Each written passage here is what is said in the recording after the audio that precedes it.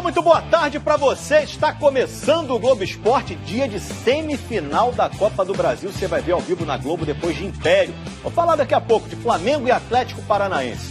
Começa falando de Botafogo, Série B. Coritiba ganhou, então venceu o Brusque, hoje é importante para continuar colado no líder, né?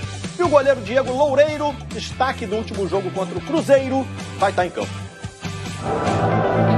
Diego Loureiro, 23 anos, goleiro titular do Botafogo, marido e pai. E tudo isso aconteceu nos últimos meses. A filhinha Maitê nasceu agora, no dia 8 de outubro.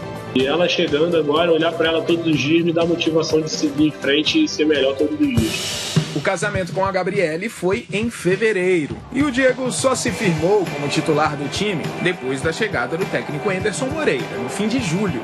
Ele também tem uma grande parcela nesse meu processo de jogos, de partidas boas, de crescimento da carreira.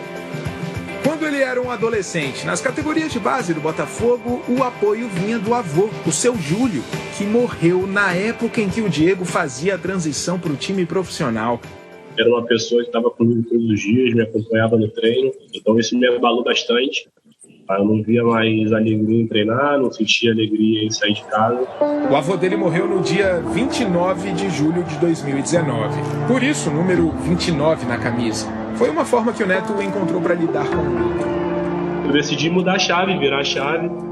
Minha esposa falou para mim que estava grávida. E aí ali você acaba caindo na realidade, que é o momento que você não pode mais se dar o luxo de não ser 100%. Hoje o Diego Loureiro tá bem, mas o Gatito Fernandes se recuperou da lesão no joelho direito e tá aprimorando a forma física.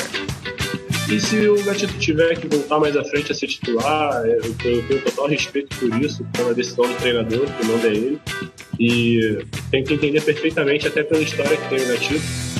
Pro jogo contra o Brusque no estádio Newton Santos hoje à noite, esse deve ser o time titular do Botafogo, com o Diego no gol. A novidade é o Carlinhos, na lateral esquerda. No meio, Oyama e Pedro Castro disputam uma vaga. O Rafael voltou a ser relacionado, deve começar no banco. Se vencer, o Botafogo se mantém a 2 pontos do líder Coritiba, com chances de ser até campeão da Série B.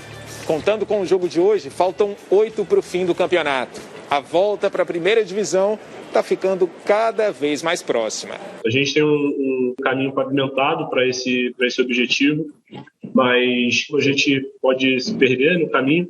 Então a gente está sempre focado no próximo jogo. Confiança e prudência, uma mistura que cai bem tanto para um goleiro como para um jovem pai de primeira viagem. Filma o cara aqui, por favor. 100 jogos do cara. Esse cara é o Iago Felipe. O meio-campo completou 100 partidas pelo Fluminense no domingo passado, na vitória sobre o Atlético Paranaense. Só no ano de 2021, ali desde janeiro, que foi o Flamengo, o primeiro jogo de 2021, já são quase 70 jogos só meu. Mais exatamente, foram 62 até agora só nesse ano. E por falar no primeiro jogo de 2021, Iago marcou o gol da vitória naquele Fla-Flu. E o Flamengo será o próximo adversário pelo Brasileirão. Dessa vez com apoio do torcedor. É um sonho, né? Quem não quer jogar um Fla-Flu no Maraca com torcida? Com o aval da CBF, o Fla-Flu do próximo sábado terá a presença das duas torcidas. E a quantidade de ingressos será dividida igualmente. Serão colocados à venda 20 mil ingressos. Mais uma chance para os tricolores finalmente acompanharem uma vitória do time de Berto. Nesse brasileiro, o Fluminense fez 2 partidas diante da torcida. Derrota para o Fortaleza e empate com o Atlético Goianiense. Tem a pressão não só dos torcedores, mas pressão nossa também. Vamos ganhar, vamos para cima. Uma obra de arte. Um gênio à solta. Imparável.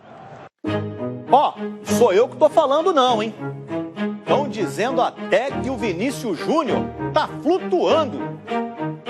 Esse é o nível da empolgação na Espanha com a partidaça do Vinícius Júnior na Liga dos Campeões. Foi na goleada do Real Madrid sobre o Shakhtar Donetsk, da Ucrânia. Escreveram até obra de arte, em português mesmo. No primeiro tempo, só teve o gol contra do Cristóvão. Aí o show do Vini começou depois do intervalo. Benzema e Modric fizeram uma jogadaça que o Vinícius Júnior finalizou com estilo. 2-0 e dancinha na comemoração. Aí veio o gol mais bonito. Vinícius Júnior pedalou, passou por 2, cortou o terceiro e chutou forte de canhota, sem chances para o goleiro. Ou não é uma obra de arte?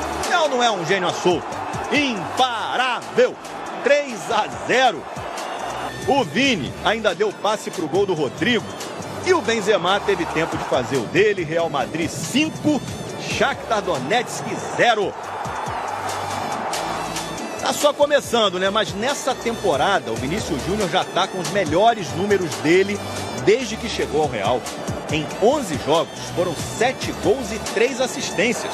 Ele é o vice-artilheiro do time, só tá atrás do Benzema, que tem 11 gols.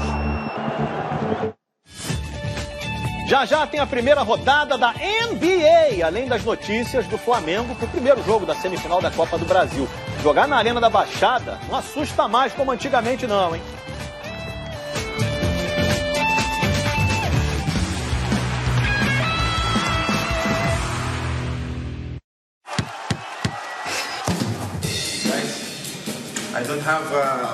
Amigos, eu não tenho muito tempo, preciso ir para casa, cuidar do meu filho, então vamos fazer isso o mais rápido que der.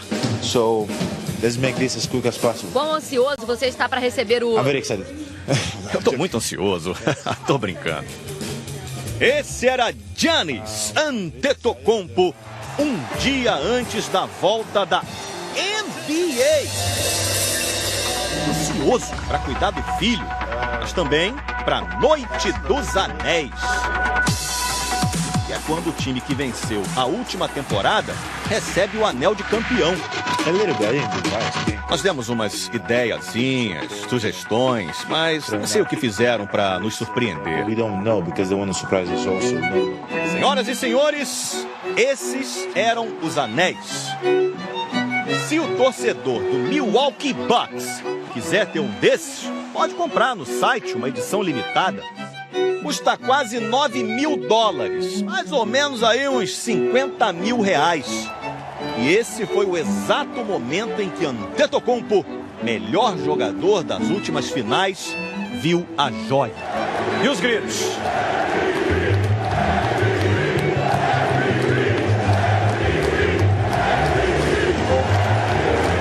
É uma loucura em Milwaukee. Ele até esqueceu de dar um abraço no narrador do Bucks. Estava ali prestando uma linda homenagem, mas pelo jeito gostou do anel, né? Agora chega de festa, hein? Porque a tarefa em quadra não era fácil, não.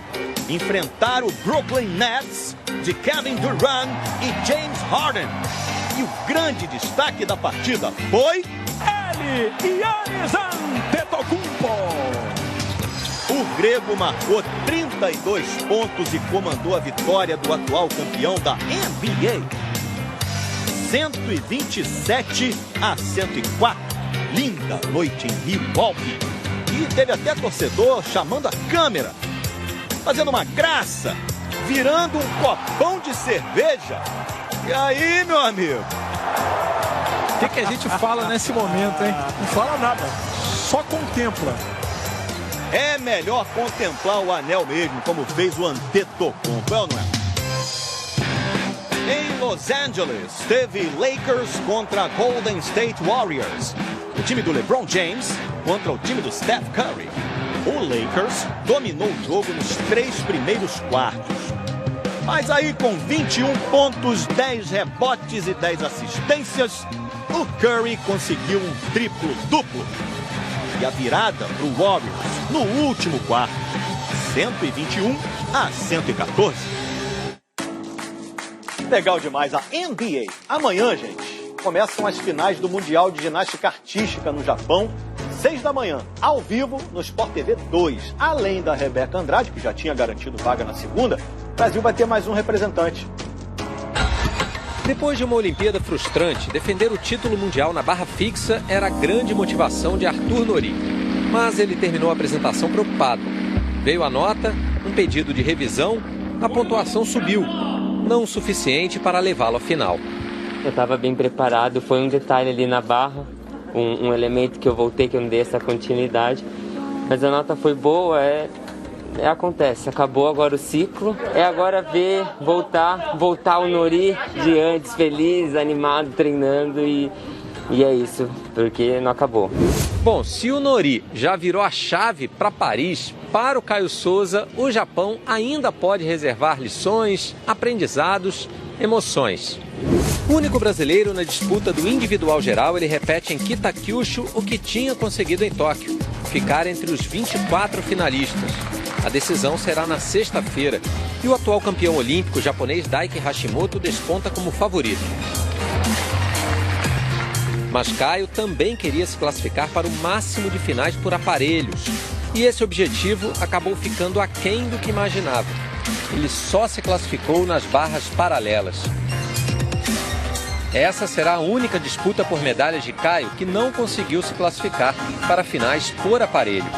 Não posso falar que eu estou feliz porque eu treinei muito para poder acertar todas as séries, mas o trabalho foi feito. O dia também foi marcado por um atraso de quase 1h30 nas competições, depois que a organização confirmou um teste positivo de Covid em um colombiano, que havia participado das provas de hoje. Ele e contatos próximos foram isolados e todos os aparelhos desinfetados. O ginasta já tinha feito 5 testes antes do Mundial, todos negativos. Ele está assintomático. O nome do atleta não foi divulgado. Voltando a falar de futebol, inegável, né? O Vasco cresceu muito desde a chegada do Diniz e um dos méritos dele foi apostar nesse moleque aqui, rapaz, que tem nome de craque, inclusive, hein? Numa fração de segundos, o sorriso virou choro de emoção. E eu quero homenagear meu avô, que hoje faz 3 meses que ele morreu. O nome dele? E eu tô passando por um momento muito difícil. José Manuel. Seu José Emanuel era o grande incentivador do Riquelme no futebol. O avô do lateral esquerdo do Vasco foi uma das mais de 600 mil vítimas da Covid-19 no Brasil. A relação do Riquelme com meu pai eu posso resumir numa frase: amor. Porque meu pai foi amor. E, infelizmente, ele não está presente fisicamente, mas onde ele está muito orgulhoso de ver a chegada do Riquelme, né? A história no Vasco começou na base, quando ele tinha apenas 10 anos de idade. O menino agora está se firmando no profissional. Riquelme capricha no cruzamento, gol! Gol! Vasco! Emoção do menino Riquelme chorando! Desde essa vitória por 2-0 sobre o Goiás, o lateral de 19 anos não saiu mais do time titular do Vasco. Ele começou jogando em 5 dos 7 jogos da equipe, sob o comando do Fernando Diniz. Dentro de campo, não tem faltado motivos para agradar ao treinador e à torcida. O repertório de dribles é grande, viu? Do elástico, à finta com direito a toque de letra. E se for para jogar com raça, pode contar com ele também. São qualidades que deixariam Juan Román Riquelme orgulhoso. O craque argentino, que jogou no fim dos anos 90 e começo dos anos 2000, foi quem inspirou o nome do lateral. Uma revelação com a marca do Vasco. Um jogador assim extremamente talentoso e que eu acho que ele nem sabe ainda o quanto que ele é bom, o Riquelme. Um cara humilde pra caramba. E a tendência do Riquelme é de evolução. Pra mim, ele tem um futuro brilhante pela frente. Tomara, né? E a FIFA anunciou agora há pouco que o próximo Mundial de Clubes vai ser mesmo nos Emirados Árabes. A FIFA ainda não divulgou a data, mas a competição deve acontecer em fevereiro. Flamengo e Palmeiras, né, vão decidir o título da Libertadores dia 27 de novembro e aí quem for campeão garante vaga nesse Mundial. É hoje, hein, gente? Semifinal da Copa do Brasil, Flamengo e Atlético Paranaense ao vivo na Globo, depois de Império. Eu vou conversar com o Guido Nunes, está lá em Curitiba acompanhando de perto. Já temos o provável time do Flamengo para esse jogo, Guido? Tudo bem? Tudo bem, Escobar? Boa tarde para você, muito boa tarde a todos. A principal notícia do Flamengo aqui em Curitiba é que o Pedro viajou com a delegação. O atacante sofreu uma pancada no joelho, ficou fora do jogo contra o Cuiabá, mas ontem, no último treino no Ninho do Urubu, ele participou de parte da atividade junto com o grupo e segue fazendo tratamento aqui na concentração. O Pedro deve ser relacionado, mas começa no banco de reservas. O Flamengo tem 3 desfalques importantes para esse jogo: o meia uruguaio Arrascaeta, o atacante Bruno Henrique e o zagueiro Davi Luiz. Os 3 se recuperam de uma lesão muscular na coxa, mas no caso do Davi Luiz, mesmo que tivesse 100%, não poderia jogar porque ele não está inscrito na Copa do Brasil. E com isso a gente vai ver aí o time que o Renato Gaúcho deve mandar a campo logo mais, com Diego Alves, Isla, Rodrigo Caio, Léo Pereira e Felipe Luiz. No meio campo, William Arão, Thiago Maia, Everton Ribeiro, Andréas Pereira e na frente, Michael e Gabriel Barbosa, o Gabigol. Atlético Paranaense e Flamengo se enfrentam pela 4ª vez na Copa do Brasil e o primeiro jogo dessa semifinal, viu, Escobar, vai ser com frio, pelo menos para mim, porque a previsão é de temperatura ali na casa dos 10 graus. Para os jogadores deve ser ótimo, mas para a gente que trabalha na beira do campo ali faz um friozinho gostoso, mas complicado, viu, Escobar? 10 graus é frio, meu amigo, para todo mundo. Boa sorte para você, bom trabalho, gente boa, Guido, muito competente. Um abraço para você, cara. Ó, desde aquele histórico ano de 2019, o Flamengo começou a desfazer uma escrita. O time raramente vencia lá na Arena da Baixada, mas parece que esse jogo virou, hein? Quanto vale uma foto? Essa é a história dos irmãos Luiz e Fernando, torcedores do... Sim, sou rubro-negro de coração. Os dois são esses meninos ao lado do então ponta-direita do Grêmio, Renato. Esse clique, feito no estádio Couto Pereira, tem quase 40 anos. Foi em 1982. Mas não se engane com o vermelho e preto das camisas. Rubro-negro do Paraná, o maior clube rubro-negro do Paraná. Naquela época, Renato era um dos maiores atacantes do Brasil. E mesmo jogando contra o Clube do Coração, o Atlético Paranaense, valia a pena ficar perto dele. Luiz e Fernando estiveram no hotel do Flamengo, na capital paranaense. E mais uma vez, ficaram ao lado do Renato. Só que não foi para uma nova foto. Conseguiram um autógrafo do ídolo. Essa foto é uma relíquia, é um tesouro. Como qualquer tesouro, a gente guarda com muito carinho. E agora nós conseguimos um autógrafo dele atrás. Ficamos muito felizes. Enriqueceu mais o tesouro. Logo mais, os 3 estarão de novo num estádio. Mas Luiz e Fernando de um lado e o Renato do outro, sem qualquer magia da infância. Dessa vez, o rubro-negro que vai prevalecer é o paranaense. A Arena da Baixada vai pôr à prova uma característica desse Flamengo versão 2021. O time tem se dado muito bem nesses confrontos de mata-mata, principalmente quando o jogo é longe do Rio de Janeiro. Nesses casos, o rubro-negro tem entrado na casa dos adversários sem pedir licença. Contando a Copa do Brasil e a Libertadores, são 6 partidas e 6 vitórias, com alguns números bem impressionantes. Na Copa do Brasil não levou o gol. Goleou o Grêmio em Porto Alegre por 4-0. A questão é que Curitiba nunca foi lá um porto seguro para os rubro-negros cariocas. 3 anos atrás, a gente vinha para cá, o Flamengo empatava ou perdia. Era empate ou perdia. Aqui na Arena da Baixada era muito difícil ganhar. Mas até que o retrospecto recente mudou. Ganhou pelo Brasileirão e pela própria Copa do Brasil também. 4 jogos, 2 vitórias, 1 empate e 1 derrota. Sempre foi muito difícil conseguir ganhar do Atlético Paranaense aqui em Curitiba. Mas a gente sabe que no atual momento que o Flamengo vive, né? Difícil está sendo ganhar do Flamengo, né? É o que todos nós vamos ver logo mais. Atlético Paranaense e Flamengo. Um duelo de rubro-negros que nas últimas temporadas se acostumaram a ganhar. E olha o tamanho desse jogo. De 2018 para cá, o Atlético Paranaense ganhou a Copa do Brasil, a Sul-Americana, e esse ano está na final da Sula de novo. E o Flamengo é atual bicampeão brasileiro, está lutando pelo tri, ganhou uma Libertadores e está na final esse ano de novo. Só para ficar nas taças mais importantes aí de cada um, né? Jogão, hein? Boa tarde para você. Amanhã a gente volta aqui. Tchau.